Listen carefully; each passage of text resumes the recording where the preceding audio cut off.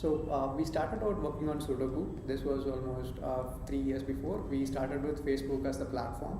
We had a lot of good traction, but we were trying to monetize the whole Sudoku game with advertisements, and that was not working out. So recently, last 1+ year, what we've been trying to do is try to introduce in-app purchase and monetize Sudoku. And I think this problem is there for almost most of the other classical games that you will find, where there is no real thing to buy.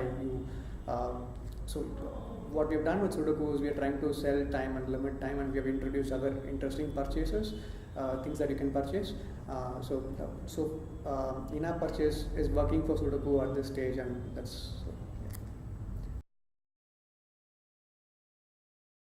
So we started out working on Sudoku, and we used Facebook as a platform 3 years before. We had a lot of traction.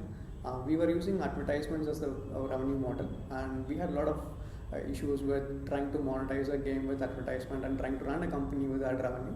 So around a year back, we started working on in-app purchases. Now we have a fairly successful game that monetizes with in-app purchases.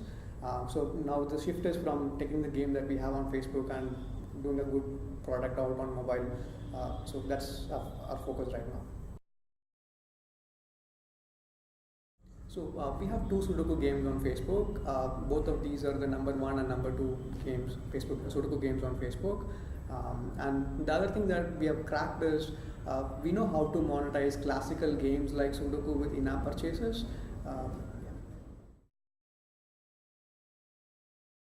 So we have more than 2.5 million users playing our games. More than 20 million puzzles have been solved. More than 500 years worth of time has been spent on our games. So we have 2 Sudoku games on Facebook. These 2 are the number 1 and number 2 Sudoku game on Facebook. And we have also cracked the model of using in-app purchase as the revenue model for all the classical games. For example, in Sudoku, we sell time, and that sort of is working out so well that there are people who have paid more than $1,000 for buying these things.